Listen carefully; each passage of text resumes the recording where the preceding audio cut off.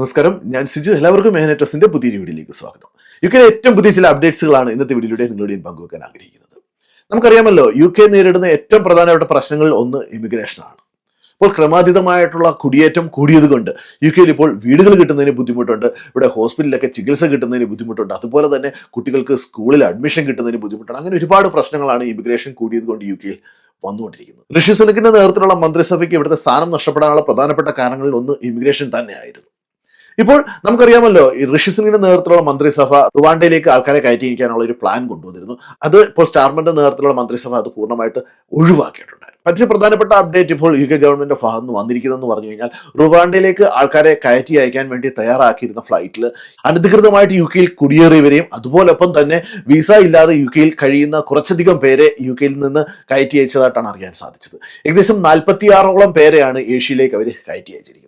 അതിൽ ഇപ്പോൾ പ്രധാനമായിട്ട് അവർ കയറ്റി അയച്ചിരിക്കുന്നത് വിയറ്റ്നാമിലേക്കും ഇസ്റ്റിമോർ എന്ന സ്ഥലത്തേക്കുമാണ്. ഈ ഇസ്റ്റിമോറിൽ നിന്നൊക്കെ ഒരുപാട് പേരാണ് യു കെയിലേക്ക് വന്നത്. നേരത്തെ അവിടുന്ന് 6 മാസത്തെ വിസ അവർക്ക് എളുപ്പം കിട്ടുമായിരുന്നു.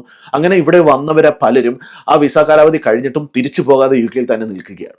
അപ്പോൾ അങ്ങനെയുള്ള ഒരുപാട് പേരെയാണ് ഇപ്പോൾ ഗവൺമെന്റ് പിടിച്ചുപറ്റി. അപ്പോൾ അങ്ങനെയുള്ളവരെയാണ് ഗവൺമെന്റ് ഇപ്പോൾ പിടിച്ച് കയറ്റി അയക്കുന്നത്. നമുക്കറിയാമല്ലോ, നമ്മുടെ നാട്ടിൽ നിന്നും വിസിറ്റിംഗ് വിസയിൽ വന്ന ഒരുപാട് പേര് യു കെയിൽ ആ വിസിറ്റ് വിസയുടെ കാലാവധി കഴിഞ്ഞിട്ടും ഇപ്പോഴും ഇവിടെയുണ്ട്. പ്രത്യേകിച്ച് നമുക്ക് തിരുവനന്തപുരം മേഖലയിൽ നിന്ന് 1-2 ഏജന്റുമാർ ഒരുപാട് പേരെയാണ് വിസിറ്റ് വിസയിൽ യു കെയിലേക്ക് കയറ്റി അയക്കുന്നത്. അന്നേരം അവരെല്ലാം തന്നെ ഇവിടെ ഒളിച്ചു നിന്നുള്ള ജോലികളൊക്കെയാണ് ചെയ്യുന്നത്. അതായത് ബാങ്കിലൂടെ അവർക്ക് ശമ്പളം മേടിക്കാനൊക്കെ ഇല്ല. അങ്ങനെ ഇവിടെ താമസിച്ചാണ് അവർ ജോലിയൊക്കെ ചെയ്യുന്നത്. പലരും 10 ലക്ഷം രൂപയൊക്കെ കൊടുത്താണ് ആ വിസിറ്റ് വിസയിൽ യു കെയിൽ എത്തിയത്. അന്നേരം അവരെ സംബന്ധിച്ചിടത്തോളം വളരെ മോശമായ വാർത്തകളാണ് ഇപ്പോൾ വന്നുകൊണ്ടിരിക്കുന്നത്. കാരണം യു കെ ഗവൺമെന്റ് ഇവിടുത്തെ ഇമിഗ്രേഷനുമായിട്ട് ബന്ധപ്പെട്ട് ചെക്കിങ് വളരെയധികം കൂട്ടിയിട്ടുണ്ട്. അതിന്റെ ഫലമായിട്ടാണ് കഴിഞ്ഞ ദിവസം ഇത്രയും പേരെ പിടിച്ചത്. അവരെ എല്ലാം തന്നെ അവരുടെ രാജ്യത്തേക്ക് കയറ്റി അയക്കാനുള്ള പ്ലാനാണ്. കാരണം നമുക്കറിയാമല്ലോ, സേഫ് കൺട്രികളാണ്. ഇപ്പോൾ ഇന്ത്യയൊക്കെ സേഫ് കൺട്രിയുടെ ലിസ്റ്റിലുള്ളതാണ്. അതുകൊണ്ട് തന്നെ നമുക്ക് അഭയാർത്ഥി വിസയ്ക്ക് ഇന്ത്യയിൽ നിന്ന് ഇവിടെ അപ്ലൈ ചെയ്താൽ കിട്ടാനുള്ള ചാൻസ് വളരെ കുറവാണ്. അന്നേരം ഇനിയിപ്പോൾ അനധികൃതമായിട്ട് അങ്ങനെ ആരെങ്കിലും പിടിച്ചു കഴിഞ്ഞാൽ അവർ തിരിച്ച് നാട്ടിലേക്ക് കയറ്റി അയക്കും. കാരണം യു കെ ഗവൺമെന്റ് നേരിടുന്ന പ്രശ്നങ്ങളിൽ ഒന്ന് ഈ അനധികൃത കുടിയേറ്റം തന്നെയാണ്. അതുപോലെ തന്നെ വിസയിൽ ഇവിടെ എത്തിയിട്ട് തിരിച്ചു പോകാത്തവർ. അന്നേരം അവരെ കയറ്റി അയക്കാനുള്ള ശ്രമങ്ങൾ അവർ തുടങ്ങിയിട്ടുണ്ടെന്നുള്ളത് കാണിക്കുന്നതാണ് ഇപ്പോൾ ഈ ഫ്ലൈറ്റിൽ അവർ ഏകദേശം 46 പേരെ കയറ്റി അയച്ചത്. ഇപ്പോൾ രണ്ടാമത്തെ ഒരു പ്രധാനപ്പെട്ട പ്രശ്നം, എപ്പോഴും ഞാൻ പറയുന്നത് പോലെ NHS-ൽ ചികിത്സ കിട്ടാനുള്ള താമസം. നമുക്കറിയാമല്ലോ, ഇപ്പോൾ NHS-ലേക്ക് പലയിടത്തും ഇപ്പോൾ വിളിച്ചാൽ അറിയാൻ സാധിക്കുന്നത്, നമ്മൾ പല സ്ഥലങ്ങളിലും NHS-ൽ ഒരു ചികിത്സയ്ക്ക് വേണ്ടി വിളിച്ചാൽ, അല്ലെങ്കിൽ നമ്മൾ ആ ഹോസ്പിറ്റലിൽ പോയി കഴിഞ്ഞാൽ 3 മണിക്കൂറൊക്കെയാണ് നമ്മൾ വെയിറ്റ് ചെയ്യുന്നത്. 3 മണിക്കൂർ 4 മണിക്കൂർ വെയിറ്റ് ചെയ്താലാണ് ഒരു ഡോക്ടറെ കാണാൻ സാധിക്കുന്നത്. ആ ഡോക്ടറെ കണ്ടു കഴിഞ്ഞാൽ പോലും നമുക്ക് ആവശ്യം മെഡിസിനോ മറ്റു കാര്യങ്ങളൊന്നും അവർ തരാറില്ല. പലരും നമുക്കിപ്പോൾ എന്തെങ്കിലും അസുഖമായിട്ട് പോയ പല കേസുകളിലും അവർ പാരസെറ്റമോൾ മാത്രം തന്നുവിടുന്ന ഒരു അവസ്ഥയാണ് ഇപ്പോൾ യു കെയിൽ. അന്നേരം യു കെയിൽ ഇപ്പോൾ പ്രൈവറ്റ് ഹോസ്പിറ്റലുകളും ഉണ്ട്. നമ്മൾ പൈസ കൊടുത്താൽ നമുക്ക് ചികിത്സ കിട്ടും. പക്ഷേ അത് 200 പൗണ്ട് തൊട്ട് മുകളിലോട്ടാണ് ഒരു പ്രാവശ്യം ഒന്ന് നമ്മൾ പ്രൈവറ്റ് ഹോസ്പിറ്റലിലൊക്കെ പോയി കഴിഞ്ഞാൽ. അതുകൊണ്ട് തന്നെ നമ്മളിവിടെ NHS-നെ തന്നെയാണ് ആശ്രയിക്കുന്നത്. ഇപ്പോൾ NHS-ലെ കാര്യങ്ങൾ, അതായത് NHS-ന്റെ കാര്യങ്ങൾ ചെക്ക് ചെയ്യുന്നത് CQC ആണ്. NHS-ഉം ഇവിടുത്തെ ഹെൽത്ത് കെയറുമായിട്ട് ബന്ധപ്പെട്ട ഡെന്റൽ നേഴ്സുമാരെയും അതുപോലെ കെയർ സെക്ടറും എല്ലാം അവരുടെ റിവ്യൂ ചെയ്യുന്നത് CQC ആണ്. ഇപ്പോൾ കഴിഞ്ഞ ദിവസം വന്ന ഒരു റിപ്പോർട്ട് അനുസരിച്ച് ഇപ്പോൾ ഈ CQC-യിൽ ആവശ്യത്തിന് കാര്യപ്രാപ്തി ഉള്ളവരല്ല ഇൻസ്പെക്ഷനൊക്കെ പോകുന്നതെന്നാണ് കഴിഞ്ഞ ദിവസം ഒരു റിപ്പോർട്ട് വന്നിരിക്കുന്നത്. ഇപ്പോൾ ഇവിടുത്തെ ഹെൽത്ത് സെക്രട്ടറി ഇന്നലത്തെ ഒരു പത്രസമ്മേളനത്തിൽ അദ്ദേഹം അറിഞ്ഞിരിക്കുന്നത്, അദ്ദേഹത്തിന് ഷോക്കായി പോയെന്നാണ് പറഞ്ഞത്. ഈ CQC-യുടെ പ്രവർത്തനങ്ങളെ കുറിച്ചുള്ള വിശദമായ ഒരു റിവ്യൂ അവർ നടത്തിയപ്പോൾ, അവരുടെ ഏജൻസിയെ വെച്ച് CQC-യെ കുറിച്ചുള്ള പഠനം നടത്തിയപ്പോൾ CQC യാതൊരുവിധ ക്വാളിറ്റിയും ഇല്ലാത്ത പ്രവർത്തനങ്ങളാണ് നടത്തുന്നതെന്നാണ് അവർ കണ്ടെത്തിയത്. അതിനകത്ത് അവർ കണ്ടെത്തിയിരിക്കുന്നത്, ഇവിടുത്തെ ഹോസ്പിറ്റലുകളിൽ NHS-കളിൽ ചെക്കിങ്ങിന് പോകുന്ന ഒരു CQC-യിലെ ഉദ്യോഗസ്ഥന് അദ്ദേഹത്തിന് ഇതുവരെ NHS-ഉമായിട്ട് ബന്ധപ്പെട്ട ഉള്ള ഒരു എക്സ്പീരിയൻസും ഇല്ലെന്നാണ് പറയുന്നത്. അതുപോലെ തന്നെ കെയർ ഹോമുകളിലൊക്കെ ഇൻസ്പെക്ഷന് പോയി അവരുടെ റേറ്റിംഗ് കൊടുക്കുന്നത് ഈ CQC ആണ്. അങ്ങനെ റേറ്റിംഗ് കൊടുക്കാൻ CQC-ലോട്ട് പോകുന്ന ഒരു ഉദ്യോഗസ്ഥന് അവർക്ക് ഡിമെൻഷ്യ ഉള്ള പേഷ്യൻസുമായിട്ട് ബന്ധപ്പെട്ട ഒരു കാര്യങ്ങളും അറിഞ്ഞിടാത്ത ഒരു ഉദ്യോഗസ്ഥൻ അതിനകത്തുണ്ടെന്നാണ് പറയുന്നത്.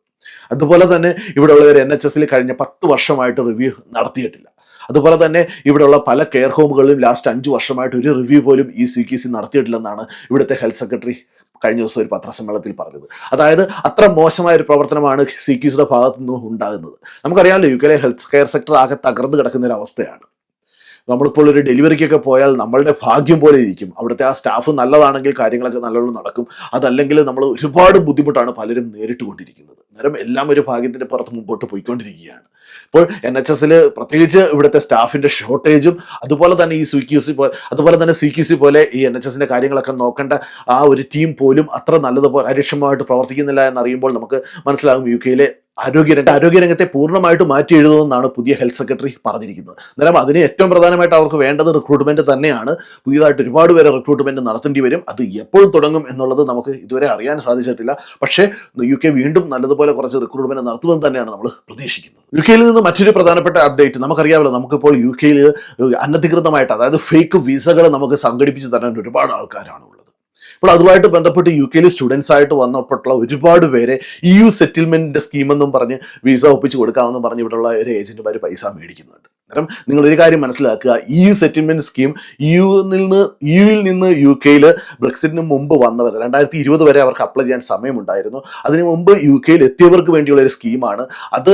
യൂറോപ്യൻ യൂണിയൻ കൺട്രികളിൽ ജീവിച്ചിരുന്നവർ അവർ UK വന്നിട്ടുണ്ടെങ്കിൽ, അല്ലെങ്കിൽ അവർ UK താമസമെങ്കിൽ അവരുടെ ഡിപ്പെൻഡൻസിനെയൊക്കെ അവർക്ക് UK കൊണ്ടുവരാം, അവരുടെ ഫാമിലി മെമ്പേഴ്സിനെയൊക്കെ UK കൊണ്ടുവരാനുള്ള ഒരു അവസരമുണ്ടായിരുന്നു EU സെറ്റിൽമെന്റ് സ്കീം വഴി. പക്ഷേ ആ EU സെറ്റിൽമെന്റ് സ്കീം വഴിയുള്ള ആപ്ലിക്കേഷൻ കൊടുക്കേണ്ട ഡേറ്റ് എല്ലാം കഴിഞ്ഞിട്ടുള്ളതാണ്. അന്നേരം നമ്മുടെ ഒരുപാട് സ്റ്റുഡൻസ് ഇങ്ങനെ EU സെറ്റിൽമെന്റ് സ്കീമിന് വേണ്ടി 10 ലക്ഷവും 15 ലക്ഷം രൂപയൊക്കെ ഒരു ഏജന്റിന് കൊടുക്കുന്നു എന്ന് പറയുന്നത് കേട്ടിട്ടുണ്ട്. പക്ഷേ ഇവർക്കാർക്കും BRP കാർഡ് ഇല്ല, അല്ലാതെ ഒരു ഷെയർ കോഡ് മാത്രമാണ് കൊടുക്കുന്നതൊക്കെയാണ് നമ്മൾ കേട്ടിരിക്കുന്നത്. അന്നേരം ഇങ്ങനെ EU സെറ്റിൽമെന്റ് സ്കീമിലേട്ടൊക്കെ പൈസ കൊടുക്കുന്നവർ വളരെ കെയർഫുൾ ആയിരിക്കുക. കാരണം നിങ്ങൾക്ക് ഫ്യൂച്ചറിൽ ചിലപ്പോൾ ഇപ്പോൾ അവർ തൽക്കാലമായിട്ട് ഇവിടെ നിൽക്കാനുള്ള കാര്യങ്ങളൊക്കെ ചെയ്തു തരും. പക്ഷേ നിങ്ങൾ ഫ്യൂച്ചറിൽ എപ്പോഴെങ്കിലും നിങ്ങൾ ഇവിടെ പെർമനന്റ് റെസിഡൻസി എടുക്കുമ്പോഴോ സിറ്റിസൺഷിപ്പ് എടുക്കുമ്പോഴോ നിങ്ങളുടെ ഹിസ്റ്ററി മൊത്തം ഹോം ഓഫീസിന് ചെക്ക് ചെയ്യാൻ സാധിക്കും. അന്നേരം തീർച്ചയായും നിങ്ങൾ പിടിക്കപ്പെടുമെന്നുള്ള കാര്യത്തിൽ ഒരു സംശയവുമില്ല. അതുകൊണ്ട് തന്നെ താൽക്കാലിക ലാഭത്തിന് വേണ്ടി നിങ്ങൾ ഒരിക്കലും EU സെറ്റിൽമെന്റ് സ്കീമിലേക്കൊന്നും പോകരുത്. നിങ്ങൾ ഇവിടെ നിയമപരമായിട്ട് കിട്ടുന്ന സ്കിൽഡ് വർക്കർ വിസയൊക്കെ ഒപ്പിച്ച് നിൽക്കാനുള്ള ശ്രമം നടത്തുക. കാരണം നിങ്ങൾക്ക് ഫ്യൂച്ചറിൽ അല്ലെങ്കിൽ ഒരുപാട് പ്രശ്നങ്ങൾ അതുമായിട്ട് ബന്ധപ്പെട്ട് നേരിടേണ്ടി വരും. അതുകൊണ്ട് പ്രത്യേകിച്ച് കെയർഫുൾ ആയിരിക്കും. പിന്നെ ഒരു സന്തോഷ വാർത്ത, യങ് പ്രൊഫഷണൽ സ്കീമിന്റെ റിസൾട്ട്സ് വന്നു തുടങ്ങിയിട്ടുണ്ട്. നമ്മുടെ മലയാളികൾ കുറച്ചധികം പേര് അതിനകത്ത് സെലക്ട് ആയിട്ടുണ്ട്. വളരെ സന്തോഷമുണ്ട്. കാരണം ഈ ഒരു സ്കീം വഴി UK വരാൻ സാധിക്കുന്നതാണ്. 2 വർഷം ഇവിടെ നിന്ന് ഇഷ്ടമുള്ള ജോലി ചെയ്യാനുള്ള ഒരു അവസരമാണ് ലഭിക്കുന്നത്. അന്നേരം UK വളരെ ചെലവ് കുറഞ്ഞ രീതിയിൽ വരാൻ സാധിക്കുന്ന ആ നറുക്കെടുപ്പിൽ വിജയിച്ച എല്ലാവർക്കും തന്നെ ആശംസകൾ അറിയിക്കുകയാണ്. അന്നേരം നിങ്ങൾ വിസയ്ക്ക് അപ്ലൈ ചെയ്ത് UK വരിക. നിങ്ങൾക്ക് 3 മാസം സമയമുണ്ട് വിസയ്ക്ക് അപ്ലൈ ചെയ്യാൻ. നിങ്ങൾക്ക് വിസയ്ക്ക് അപ്ലൈ ചെയ്ത് നിങ്ങൾ ഇംഗ്ലീഷ് ലാംഗ്വേജ് ഇംപ്രൂവ് ചെയ്തിട്ട് മാത്രം UK വരാൻ ശ്രമിക്കുക.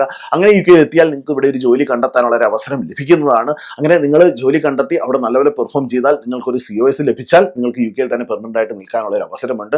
പിന്നെ പ്രത്യേകം ഓർക്കുക, യങ് പ്രൊഫഷണൽ സ്കീമിൽ നിങ്ങൾക്ക് ഡിപ്പെൻഡൻസിനെ കൊണ്ടുവരാൻ സാധിക്കുകയില്ല. പിന്നെ മറ്റൊരു പ്രധാനപ്പെട്ട അപ്ഡേറ്റ് എന്ന് പറഞ്ഞു കഴിഞ്ഞാൽ നമുക്കറിയാമല്ലോ UK BRP കാർഡുകൾ നിർത്തലാക്കുകയാണ് ഈ വർഷം. അന്നേരം അതുകൊണ്ട് തന്നെ നമ്മളെല്ലാവരും ഈ വിസയിലേക്ക് മാറേണ്ടതുണ്ട്. അന്നേരം നിങ്ങൾക്ക് എല്ലാവർക്കും അവർ ഹോം ഓഫീസിൽ നിന്ന് ഇമെയിൽ വരുന്നതായിരിക്കും. ആ ഇമെയിൽ വരുമ്പോൾ മാത്രം നമ്മൾ ചെയ്താൽ മതി. അല്ലാതെ നമ്മൾ ഇപ്പോൾ പെട്ടെന്ന് തിരക്ക് കൂട്ടി ചെയ്യേണ്ട കാര്യമില്ല. കാരണം നമ്മൾക്ക് എല്ലാവർക്കും ജനറിക് ആയിട്ട് ചെയ്യാൻ ഒക്കുന്ന ഒരു ആപ്ലിക്കേഷൻ അവർ സെക്കൻഡ് ഹാഫോട് കൂടി, അതായത് വരുന്ന മാസങ്ങളിൽ അവർ പുറത്തു വിടുമെന്നാണ് പറഞ്ഞിരിക്കുന്നത്. അതുകൊണ്ട് തന്നെ ഇപ്പോൾ നിങ്ങൾ ചെയ്യുകയാണെങ്കിൽ, നിങ്ങൾക്ക് ഇമെയിൽ വരികയാണെങ്കിൽ മാത്രം ചെയ്യുക. മറ്റുള്ളവരുടെ ഇമെയിൽ വെച്ച് നിങ്ങൾ ചെയ്യാതിരിക്കാൻ ശ്രമിക്കുക. അങ്ങനെ ചെയ്യുന്നവർക്ക് ഒരുപാട് പേർക്ക് പല മിസ്റ്റേക്സുകളും വരുന്നുണ്ട്. കാരണം അവർക്ക് സ്കിൽഡ് വർക്കർ അപ്ലൈ ചെയ്യുമ്പോൾ അവർക്ക് ഡിപ്പെൻഡന്റ് വരുന്നു, ഡിപ്പെൻഡന്റ് അപ്ലൈ ചെയ്യുമ്പോൾ സ്കിൽഡ് വർക്കറിന്റെ ഡീറ്റെയിൽസ് കാണിക്കുന്നു. അങ്ങനെ പ്രശ്നങ്ങളൊക്കെ വരുന്നുണ്ട്. അതുകൊണ്ട് നിങ്ങൾ വെയിറ്റ് ചെയ്യുക. വെയിറ്റ് ചെയ്ത് ഗവൺമെന്റ് എല്ലാവർക്കും ചെയ്യാനുള്ള രീതിയിലുള്ള ആപ്ലിക്കേഷൻ വരുമ്പോൾ മാത്രം അപ്ലൈ ചെയ്യാൻ ശ്രമിക്കുക. അപ്പോൾ നിങ്ങൾക്ക് എല്ലാവർക്കും ഈ വീഡിയോ പ്രയോജനപ്പെടുത്തി ഞാൻ പ്രതീക്ഷിക്കുന്നു. നിങ്ങൾക്ക് ഈ വീഡിയോ ഇഷ്ടപ്പെട്ടെങ്കിൽ നിങ്ങളുടെ ഫ്രണ്ട്സിന് ഷെയർ ചെയ്യുക. അതോടൊപ്പം തന്നെ നിങ്ങളുടെ അഭിപ്രായങ്ങളും നിർദ്ദേശങ്ങളും കമന്റ് ചെയ്യുക. അപ്പോൾ മറ്റു വീഡിയോയിൽ കാണുന്നവരെ എല്ലാവർക്കും നന്ദി, നമസ്കാരം.